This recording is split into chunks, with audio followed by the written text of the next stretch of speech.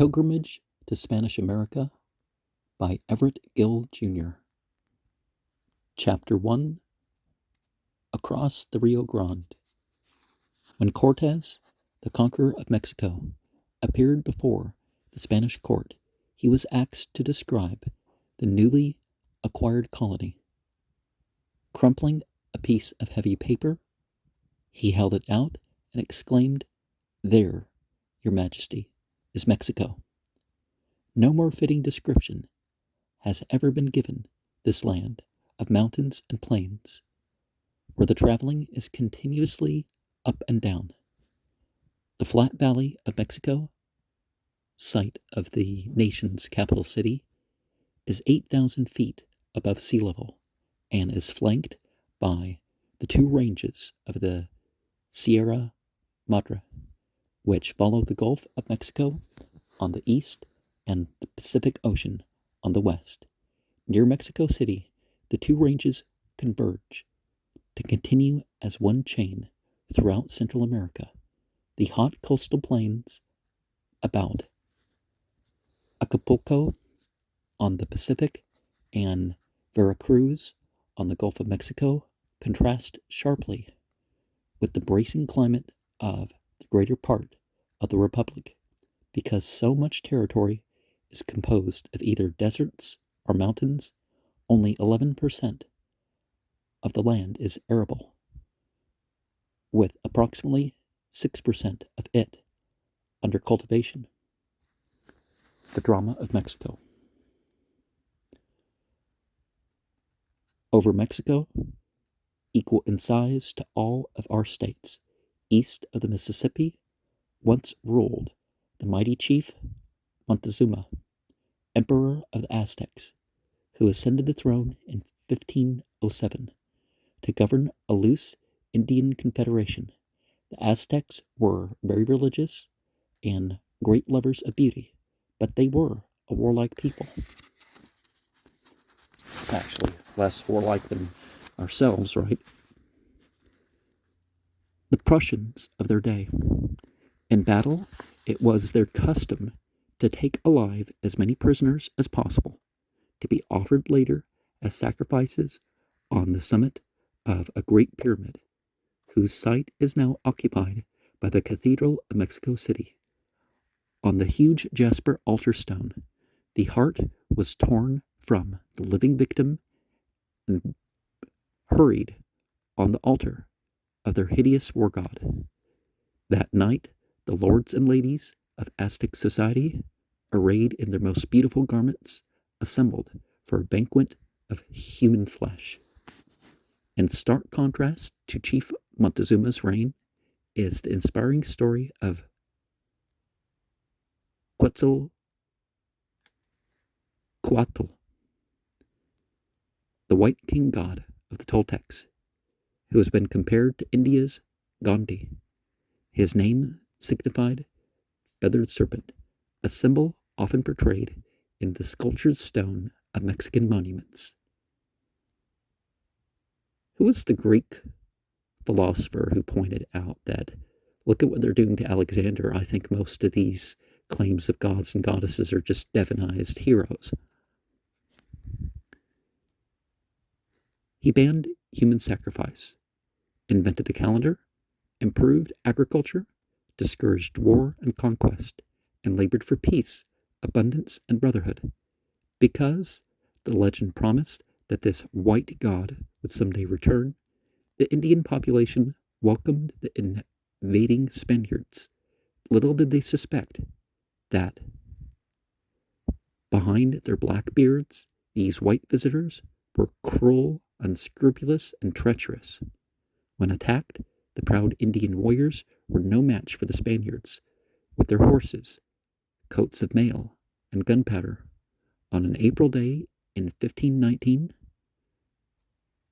fired with the lust for gold, Cortez stepped ashore at Veracruz, True Cross, on the Gulf of Mexico, with 632 men, 12 horses, and a few cannon. Zealous Spanish monks and priests devoted to extending the power of the Roman pontiff and the Catholicizing of the native populations also accompanied his expedition. In an act of almost unparalleled daring, Cortes burned his ships to cut off any possibility of retreat, and started the terrible climb over the mountains to Tenochtitlan.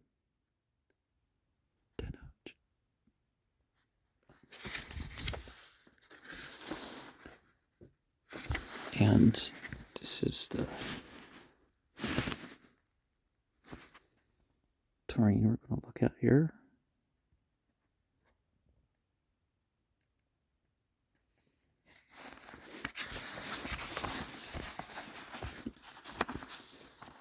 Capital city of the Aztec Confederacy. City's not there. Now the site of Mexico City. At that very moment, in distant Leipzig, the great disputations of 1519 were in progress as a German monk stood defiantly before the papal authorities, taking his uncompromising stand on the word of God, while Cortes was climbing the heights towards Montezuma's capital to conquer with sword and crucifix. Martin Luther, armed with the sword of the Spirit, began the spiritual conquest of Europe. The life work of these two giants was to change the course of human history on two continents. Now, when it's intellectual, the conquering is more complete than when it's with the sword. But the Bible does support of both. For 3 centuries, colonial Mexico was ruled by the iron hand of Spain, dominated by its culture, its religion, and its social ideals. Spaniards, having left their families in the homeland, lived with the native Indian women and produced a mixed race, which still predominates. Today, Mexico's 20 million people are largely mestizo, mixed. Only 30% are pure Indian. Well, now we just say indigenous. What's the population nowadays? In 1810, after the long night of autocratic Spanish rule, Hidalgo and Morelos, 2 parish priests, turned military commanders and led a revolt against Spain. Their armies fought and died for 11 terrible years before final political freedom was achieved. With no background of democratic procedure, Mexico has since then climbed up and down, arranged out of a rugged history. I sometimes mispronounce it as Mexico. The majestic reform laws of Juarez, which in 1859 disestablished the Roman Church, were later forgotten during the long dictatorial rule of Porfirio Diaz, who lined the pockets of Mexican politicians and foreign business corporations, which is, of course, the standard thing nowadays. In 1910, the year in which Halley's Comet streaked through the skies, and the year of the great continental celebration of Mexican independence from Spain, hungry peons, poverty-stricken and landless, stuck long machetes, knives in their belts, grabbed hidden rifles, and rode to clandestine meetings. Revolution flared, and dictator Diaz fled the country. In our imaginations, we can still use the revolutionist Zapata charging across the northern plain on his black stallion, an illiterate Indian reared in grinding poverty. He led his great, undisciplined armies with the immortal cry, "It is better to die on your feet than to live on your knees." In 1916, General John J.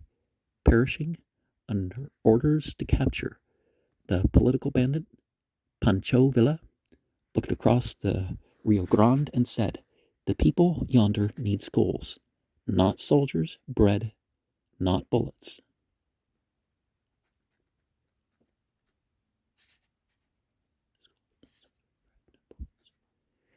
A generation has now passed since the days of the Revolution, and many of the ideals for which Mexicans fought are being slowly realized. Many of the old colonial estates are being divided among the country people, while equipped government schools are being established and literacy is increasing. A middle class is slowly developing, particularly in the larger municipal centers, and many Roman Catholic churches, constructed originally by public taxation, are being transformed into clinics, libraries, and schools. Mexico's basic problem, however, has not been solved, for the economic lot of the majority of her people who live in the open country or small villages has improved very little. Hunger, sickness, illiteracy, and poverty are still widespread. Without competition and supported by the state for 3 centuries, the Roman Catholic Church obtained a stranglehold on Mexican life, which it has never relinquished. In colonial days, it owned almost 50% of the real and personal property of the land. So, it is not surprising to learn that the reaction against this church has been more intense in Mexico than in any other section of Spanish America. The artist Rivera's brilliant murals in the municipal palace of Mexico City daringly and sometimes hideously portray the record of Rome and Mexico. In vivid colors, they depict the Roman Church's alliance with the invading Spaniards, the rich oil operators, and the foreign mine owners, the millions spent in the construction of churches for barefooted peons, and the immoralities of the higher clergy. Now, people decry the luxury of the churches, and maybe that's not the right approach, but actually, even with the churches, it tended to encourage charity otherwise. And sometimes the churches would help the poor. In the Islamic vision, you don't have required alms for the buildings and the clergy, so any required alms would go towards, no second opinion. This is the base opinion. I'm sure some people say not to follow the one thing or another, but Islam itself teaches that the required, so there's always money to take care of the poor. No one can approve of the excesses of the revolution, but they can become understandable when viewed in the light of the excesses of a totalitarian state and church, united for centuries with a little concern for the toiling masses. And again, the missions and stuff were known for actually feeding people and stuff. Today, the violence of anti-religious legislation has been tempered with the natural result that the Roman Church is again regaining its lost power and is becoming more militant. In recent years, violent religious persecution by the Catholics has been directed against evangelical Christian churches and many sections where superstition and fanaticism abound. Now, I don't like using the term fanaticism as hate speech, because fanaticism is you take the temple or the teacher as it rather than the teaching and what you're supposed to be doing there. Maybe some places are more sacred and stuff, but you can say your prayers anywhere. Maybe better to attend. You don't need to worship the spiritual masters or saints or something. So in that way, they, and then there's, comes the Greek word phantom. And superstition's like, who decides who this superstition is? If it's not part of my church, it's superstition, even if it's in the Bible. Wait, that's in the Bible? Yeah, that's in the Bible. Conversations you have with people, right? Mexico is still in desperate need of spiritual freedom and the gospel of redeeming love. Well, the Bible actually focuses far more on hate explicitly and implicitly than it does on love. But, Baptist beginnings in Mexico date back to 1853 when Reverend James Hickey, after a long, hot stagecoach journey, arrived in Mexico as a Bible colporteur to preach the gospel of the Son of God. Born in Cork, Ireland, and educated for the Roman Catholic priesthood, he was converted and, with his wife, answered the call to foreign missionary service. While the Catholics are the ones who brought the Bible that, most people are aware of. In 1864, after long, hard years of persecution and discouragement, he finally succeeded in organizing a Baptist church in Monterrey, 200 miles south of the United States border in eastern Mexico. This church holds the honor of being the first evangelical Christian church of any denomination to be established on Mexican soil. In 1871, Northern Baptists, through the Home Mission Society, appointed Reverend T.M. Westrup as their first missionary to Mexico. He was followed by his brother, Reverend John O. Westrup, who in 1880 crossed the border as a representative of the Foreign Mission Board of the Southern Baptist Convention. Tragically enough, Reverend John Westrup and his Mexican companion, Don Basilio, were assassinated while on a preaching tour shortly after his arrival. And of course, they got to understand how offensive it is to approach one group of Christians and act like they're not Christians because they're not your type of Christian. And maybe they say the creed a little bit differently. Maybe it's even meaning the exact same thing.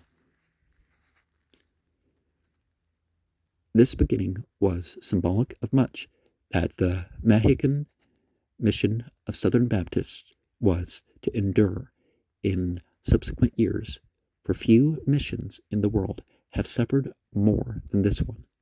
Financial difficulties, incessant religious persecution, recurring revolutions from 1910 onward, coupled with anti-religious laws, gradually necessitated the closing of all our splendid schools and the withdrawal of our large missionary staff. Today, the reestablishment of our mission work proceeds. Encouragingly, Southern Baptists, through their missionaries, cooperate with the Mexican Baptist Convention in 11 states, extending all the way from the borders of Texas to the Pacific, along the northern deserts of Sonora to the mountains of Guerrero, serving a continent. The historical Camino Real, the royal road of the Spanish colonial days, bridges the Rio Grande at El Paso, Texas, where the river cuts through the treeless mountain ranges.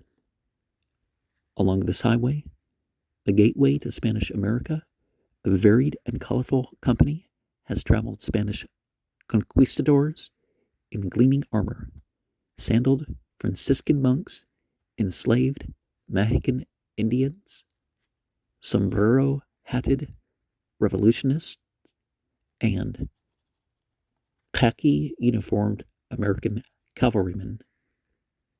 Though now a part of the United States, El Paso still bears the marks of its Mexican heritage, and Spanish is heard on its downtown streets as often as English. Across the river, the red, white, and green of Mexico's national ensign floats lazily over Ciudad Juarez. As a border city, El Paso was the logical choice for the home of one of the most important missionary institutions in Spanish America, the all-Spanish Baptist Publishing House. Nestling on the barren slopes of Mount Franklin, and the publishing house looks out across a wide, pleasant valley and beyond the Rio Grande into Mexico. Its institution renders a service that is international in scope, as its publications travel the King's Highway to 26 different Spanish-speaking areas around the world.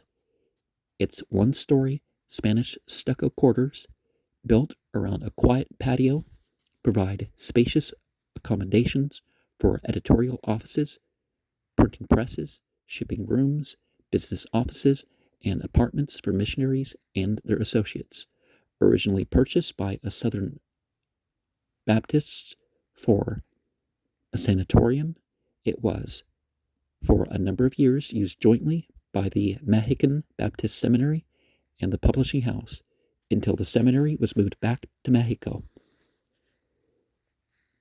Directing the publishing house is Reverend F.W. Patterson, with Reverend J.W. McGavock as business manager, Reverend Hiram F. Duffer Jr. as director of religious education, Dr. C.O. Gillis as writer of Spanish theological literature, Reverend and Mrs. Alfredo Laren in the editorial department, and Edward Davis, son of the founder, in the production department. An additional group of 20 loyal employees completes the staff of this significant institution.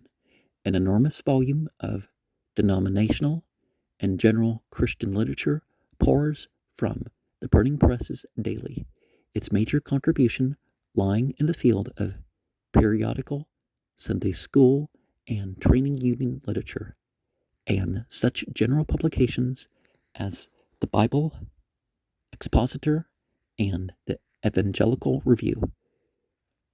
Graded vacation Bible school books in Spanish are in constant demand, while in the field of general evangelization, thousands of gospel tracts are printed for wide distribution. Theological books of enduring worth are also being published, many of them translations of standard texts. On the bookshelves of Spanish-speaking pastors from Mexico to Paraguay, you will find such well-known volumes in Spanish as Axioms of Religion by E.Y. Mullins and Epochs in the Life of Paul by A.T. Robertson. Mission experience throughout the generations has proved beyond question the value of Christian publishing houses as a means both of evangelizing extensive areas through the written word and of establishing work already founded. Without sufficient literature, it is almost impossible to develop a self-supporting denomination with an instructed membership and with leaders who have strong convictions about our fundamental doctrines. Standing One day, among the humming presses and watching trucks of literature being loaded for distribution to 3 continents, my imagination went back to that far-off day in 1905 when Dr. and Mrs. J.E. Davis, missionaries of the Foreign Mission Board, set up a little printing press in the kitchen of their home in Toluso, Mexico, to inaugurate a publication ministry. Not long afterward, they moved to the city of Leon, which became the center of bitter fighting during the days of the Revolution. Throughout those troublesome times, the presses continued to turn, and the work of evangelizing through the printed page proceeded without interruption. As a result of the enactment of anti-religious laws in Mexico in 1916, it became necessary to move the institution across the Rio Grande to El Paso. From that day to this, the publishing house has been a mighty instrument in the hand of God for the evangelization and biblical instruction of Spanish America. Remember, Catholics go over most of the Bible in their regular church, and if you attend the classes, they go over the whole thing, like every year. A monument to the faith, the conviction, and the determination of a man and a woman who did not despise the day of small things. The fire which smoldered on the kitchen hearth at Tolosa has burst into brilliant flame, and it is the prayer of many that it may continue to burn with increasing intensity until all the Spanish-speaking world is on fire for God. And remember, like in Isaiah, if you read the one verse in Aramea, which is how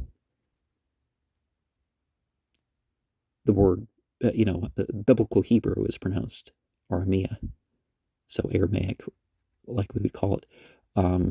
It says there's a type of being like human, but it's of fire. And, that's what those who chose to be demons are that sort of being. So that kind of, the hills of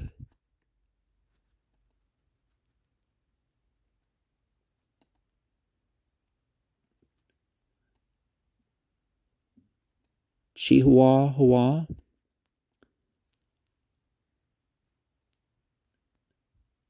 the Camino Real winds southward from El Paso for 230 miles along the eastern slopes of the Sierra Madre region, then cuts across the sand and alkali deserts to the city of Chihuahua. Okay, I got that significantly wrong. Capital city of one of Mexico's richest states. In colonial days, long caravans of mules, heavily laden with precious silver, of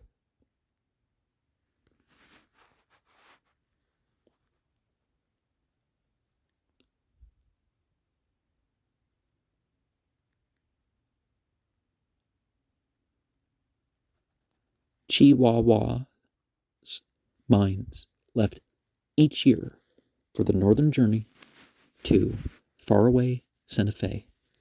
These caravans were always well protected, for this was savage country, far from the centers of civilization.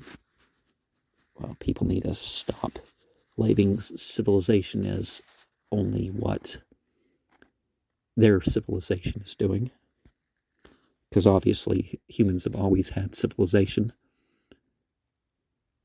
The great haciendas or ranches were fortified citadels, as self-sufficient as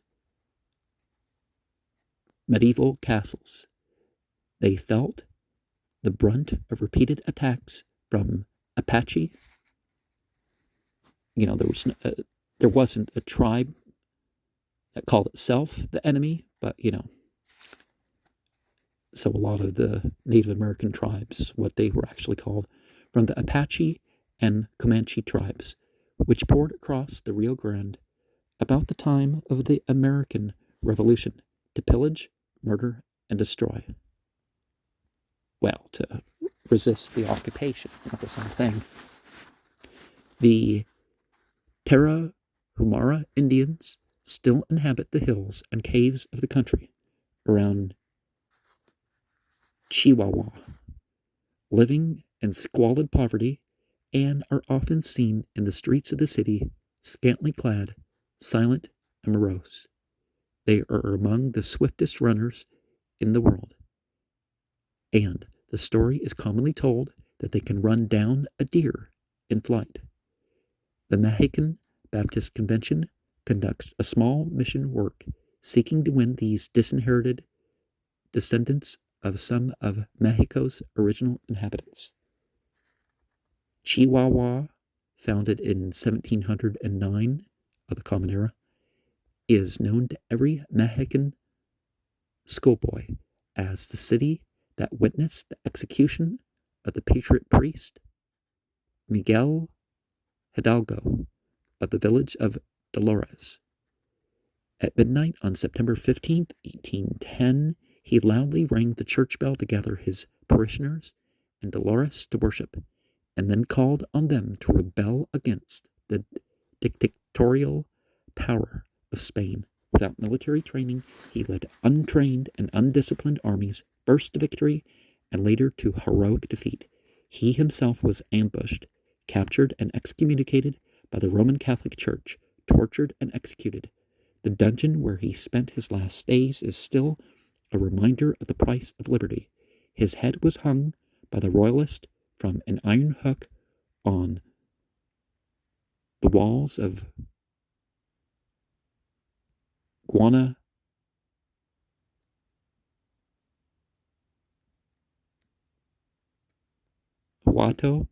where it remained for 10 years as a grisly reminder to all who might be tempted to challenge the might of Spain. The same church bell which Hidalgo rang that night so long ago, calling his people to freedom or death, is still rung each Mexican Independence Day as a nation pays tribute to its patriots. This bright North American city of Chihuahua, with its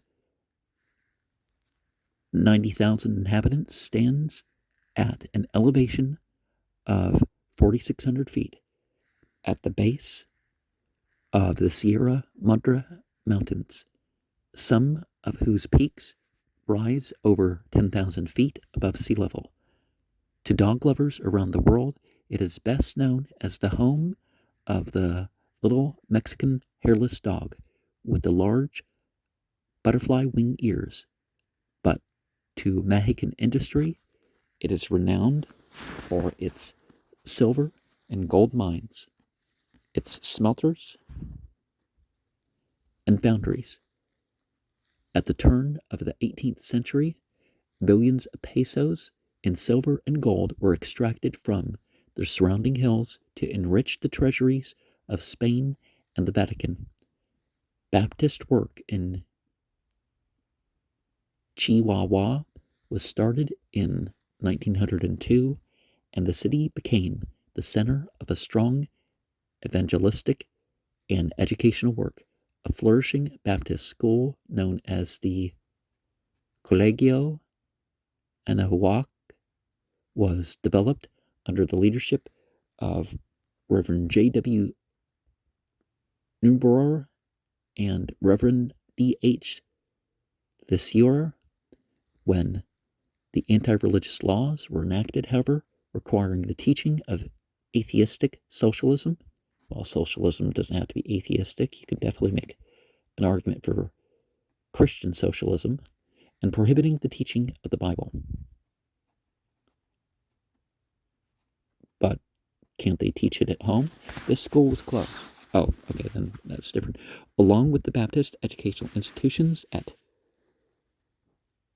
Torreon, Toluca, and Saltillo, the Foreign Mission Board felt that under such restrictions it would be impossible to foster a true Christian education. Our mission work in Mexico has never fully recovered from the blow dealt it by the forced discontinuation of these schools, because some form of Christian education is essential to the development of strong churches and strong denomination, which makes you question the Bible, right? Because why can't just the presence of the Bible enable people to have the ideas that will bring them to be, good church members?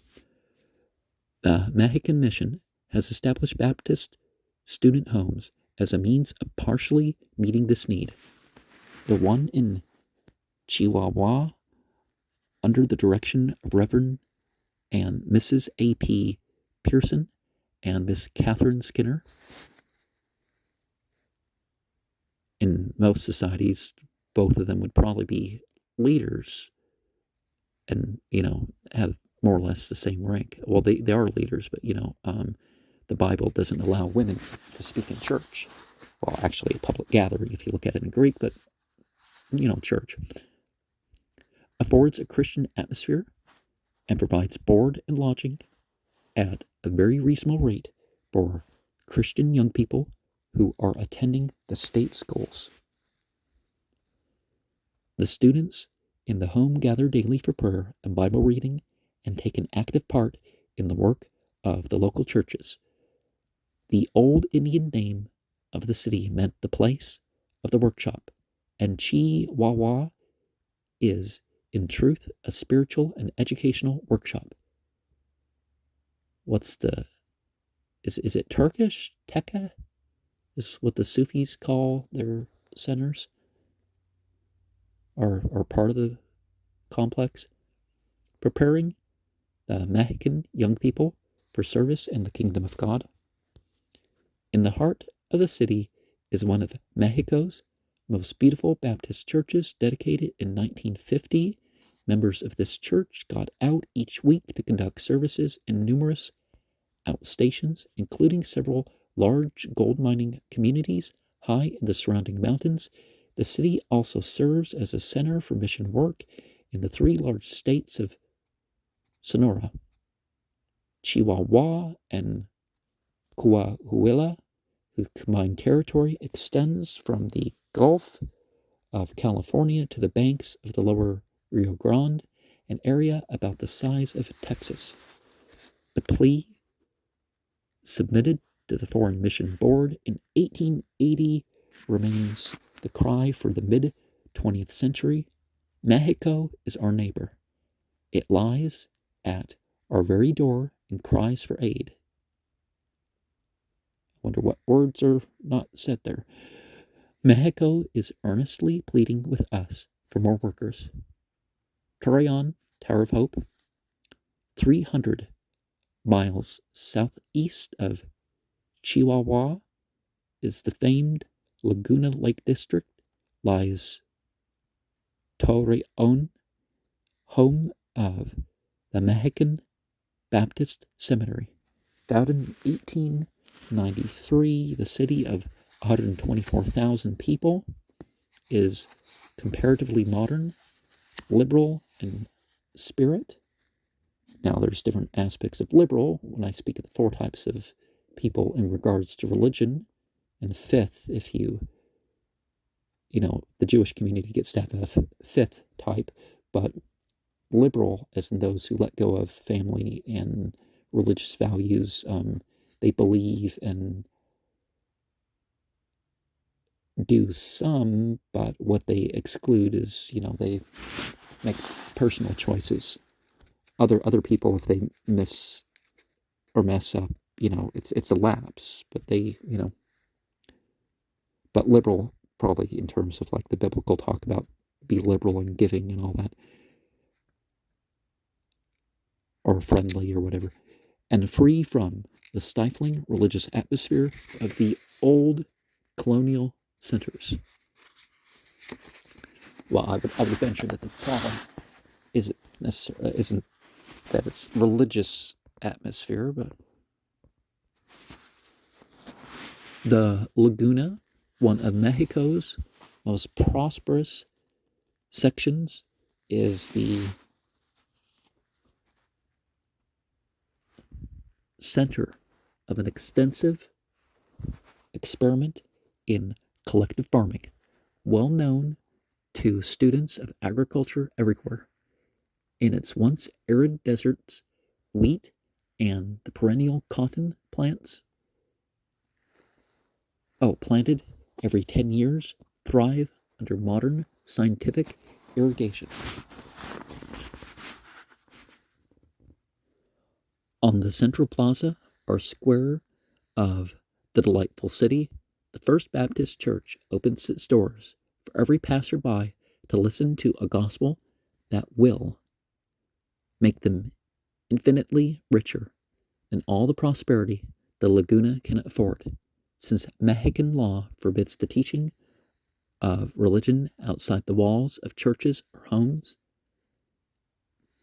The classes of the seminary are conducted in the educational building of the church. Seminary President James D. Crane and his staff of Mexican and American missionary professors include Nathan Hoyt, Udali, Cecil W. Johnson, A.C. Muller, and Miss Viola Campbell are conducting one of the most important mission undertakings in all of Mexico. To the seminary must pastors, evangelists, and field missionaries all look to provide trained leadership for the churches. Here, a group of intelligent, aggressively evangelistic young men and women are being prepared for future service in Mexico. Theological education in Mexico has traveled an eventful and extremely difficult road, but in the lives of Mexican pastors and leaders is revealed the glory of its ultimate contribution. In 1901, the Baptist Theological Institute was founded in Torreon and continued its important ministry until the laws of the Revolution forced it to close its doors in 1913. With other Mexican communities, Torreon suffered repeatedly from siege, sack, and massacre. In 1917, a new seminary, supported jointly by Northern and Southern Baptists, was organized in Saltillo, and 3 commodious buildings were erected in Campo Redondo at the edge of the city. The influence of such godly missionaries as Dr. A.B. Rudd.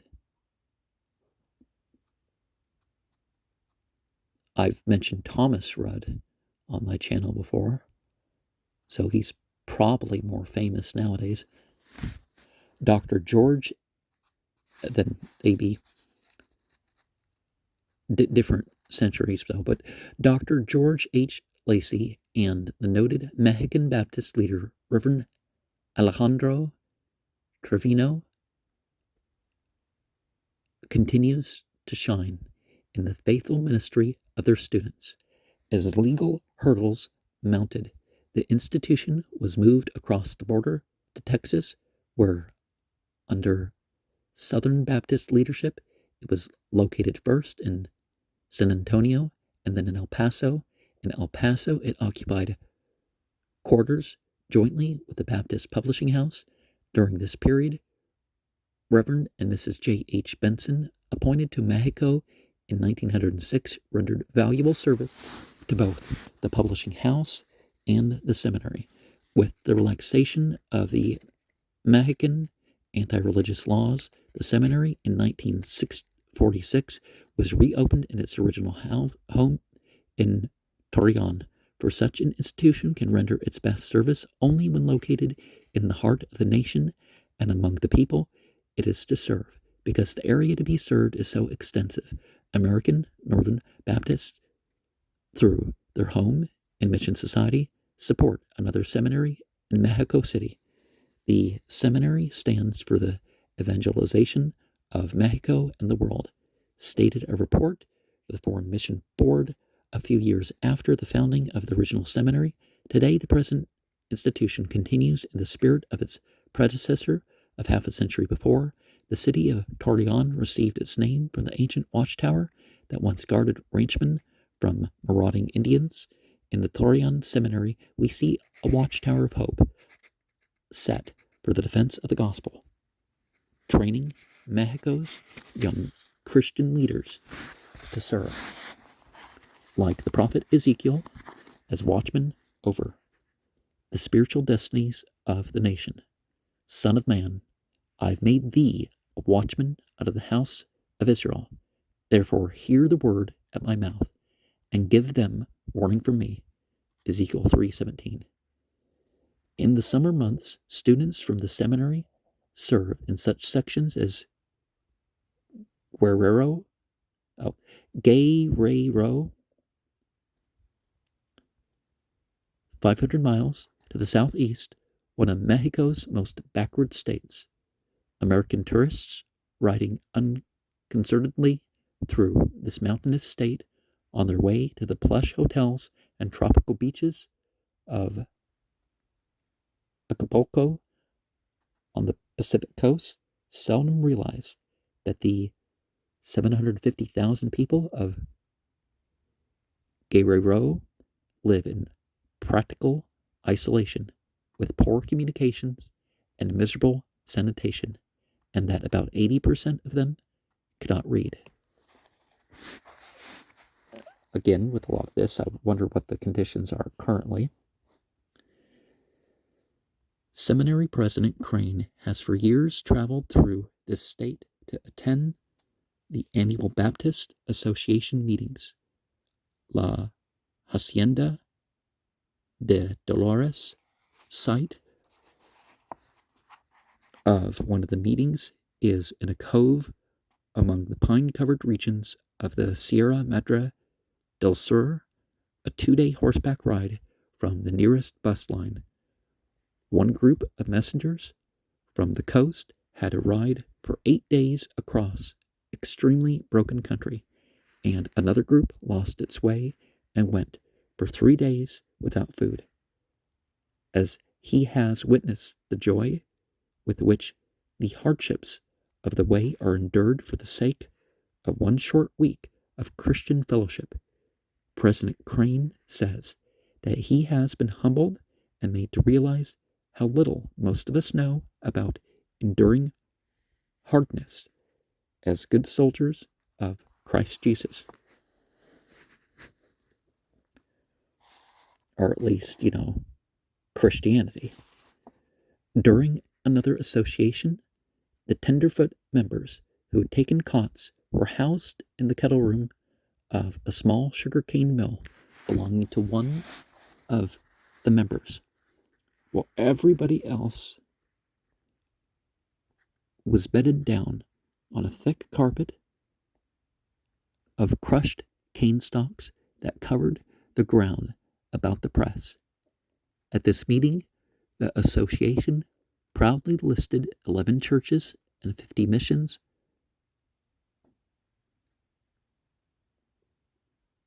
with an approximate membership of 1,000. Until that time, only 3 full-time workers had been on the field. Now it was joyfully reported that 2 more had answered the call of God to labor in Guerrero. In Guerrero. In the town of Guayameo, in the center of the state, Professor Moises Arevalo and his wife direct the Benito Juarez Grammar School in spite of the opposition of a parish priest who has done all within his power to cause them to fall. It was this type of unselfish dedication to the welfare of Mexico that once prompted President Cardenas to say, "Though I cannot be bound by any forms, if you purpose a free church where Christ is a living reality and where brotherhood is the only creed, I shall give you my full support." Hudson Strode, Timeless Mexico, page 349. Guadalajara, Republic of Spain. Named for the ancient Moorish city of Spain, Guadalajara in southern Mexico ranks the second city of the Republic with a population of 356,000. Lying on a bright upland plain, this capital city sparkles like a jewel in the crown of the state of Jalisco. Its flower-scented gardens, fountains, and patios casting a spell over the visitor. The old government palace breathes the atmosphere of colonial Spain, while its gruesome murals by Orozco reflect the violent spirit of modern revolutionary Mexico. The cathedral, university, and bullring complete the picture of a civilization that once dominated most of the Western Hemisphere.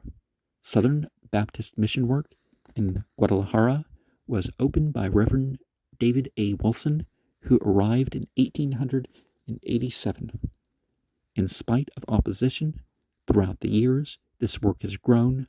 Today, in addition to the churches, there are 2 Baptist student homes, a print shop, which each year distributes thousands of tracts on evangelism and temperance, has been set up to assist the young men in defraying their expenses.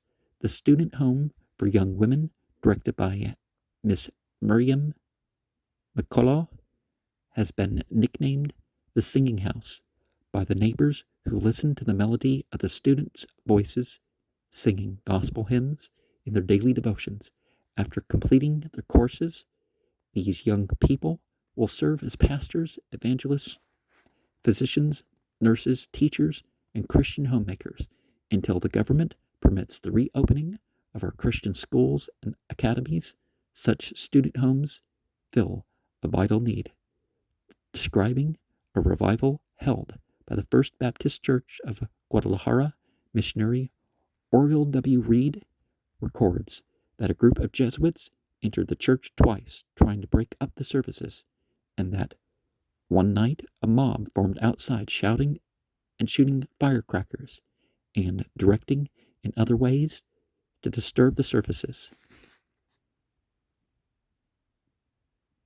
Somebody needs to have a scene like that with a Katy Perry song in the background, but you can't do too much of that and post it online without being subject to laws.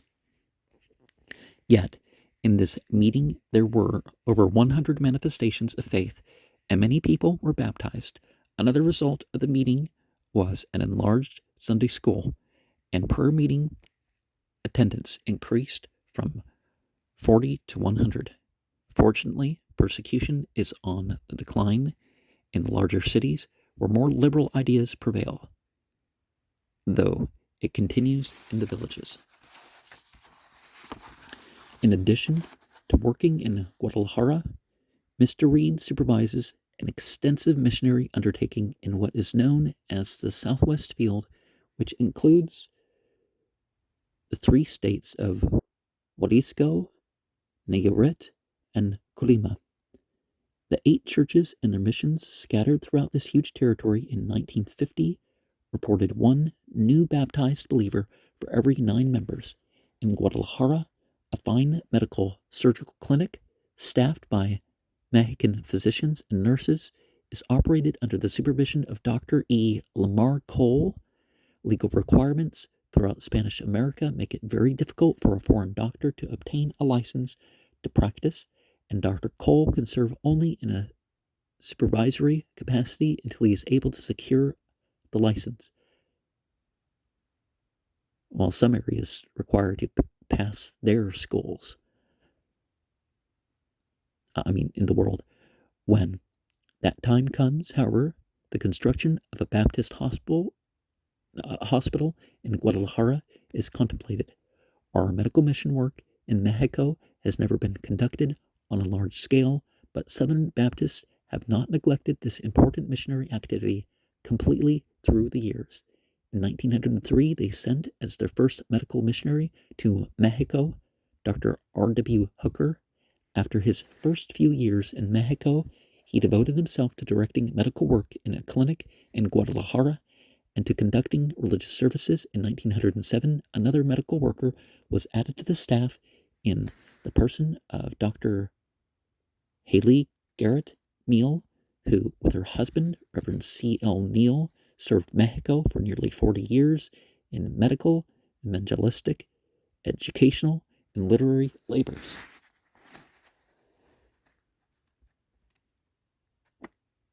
Michoacan, Lighted Indian Paradise. We're going to find out how that's pronounced. Oh, maybe it's pronounced how it's an English person might think it's pronounced. On the drive of Guadalajara, southeast to Uruapan, in the state of Michoacan, it is a common sight to see the women dressed in black gleaning in the fields, while men drive blindfolded horses in circles about the threshing floors. Others pitch the trodden grain and straw into the air so that the wind carries the chaff far away, a perfect replica of ancient Palestine. Now, it wasn't self-designated as Palestine until, it still wasn't, but the locals didn't call themselves Palestinian until 135. And 135 to 148 was basically ending the genocide of the non-Jews, which the Bar Kokhba rebellion was working on. The Romans stopped that and named the place Palestine in 135.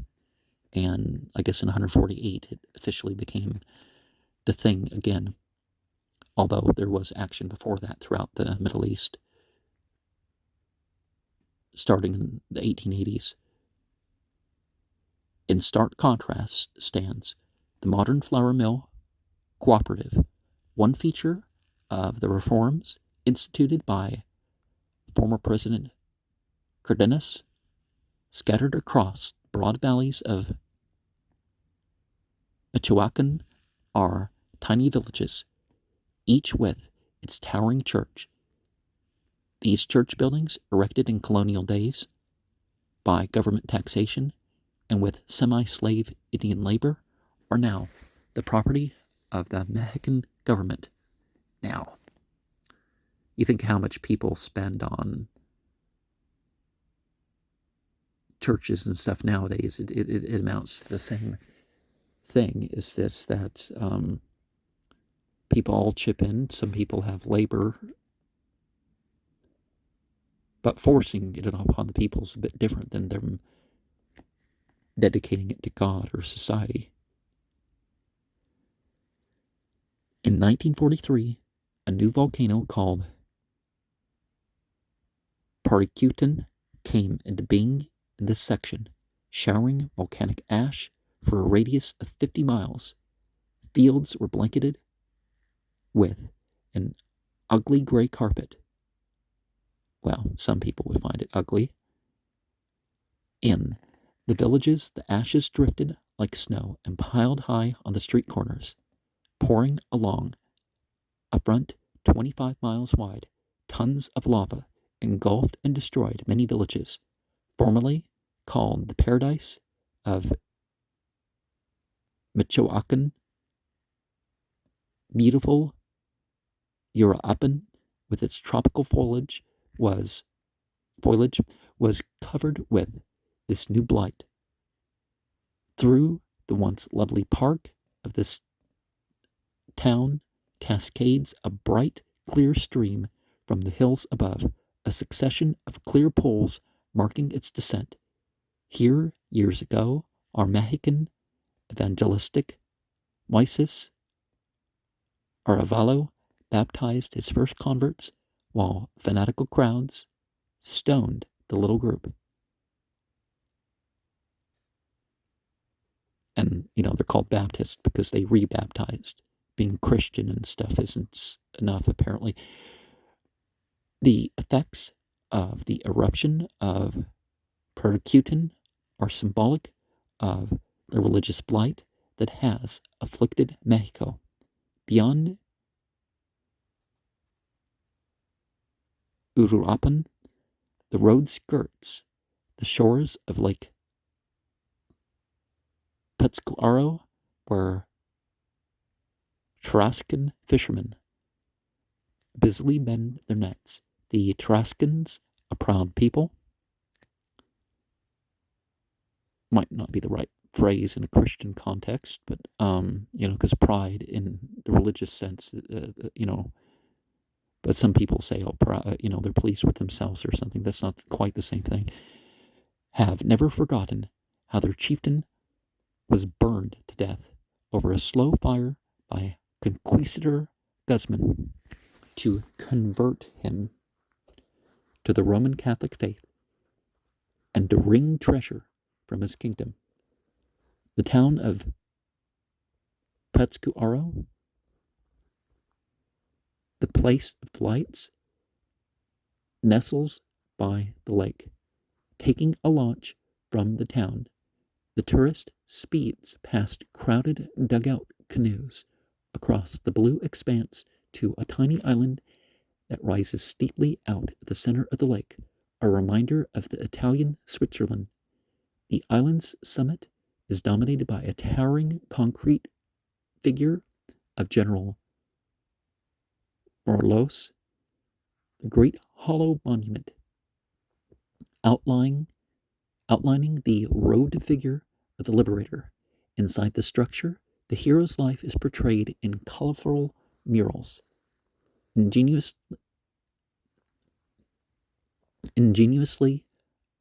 arranged so that one can study them in chronological order while climbing the spiral stairway. Morelos, a poor parish priest, burned with indignation at the degradation of his people, the insolence of the higher clergy, the wealth of the church, and the oppression of Spain. Without previous military experience, he left his parish, organized armies, and won 24 out of 26 bloody engagements. In 1815, he was captured by the Spaniards, examined by the Holy Office of the Inquisition, excommunicated by the Roman Church, and then executed. Politics and religion should merge, but not in that way. Returning one afternoon from a visit to the Morelos Monument, I met with a group of converts in a humble Christian home on the shores of Lake Pátzcuaro for a little service, a song, prayer, and Bible reading. There we remembered one who trod the shores of Galilee, seeking those who would worship him in spirit and in truth. Morelos and the Son of God both died at the hands of corrupt and scheming hierarchies. Morelos died for the political independence of Mexico. The man of Galilee died for the spiritual independence of the world. East of Pátzcuaro, halfway between Guadalajara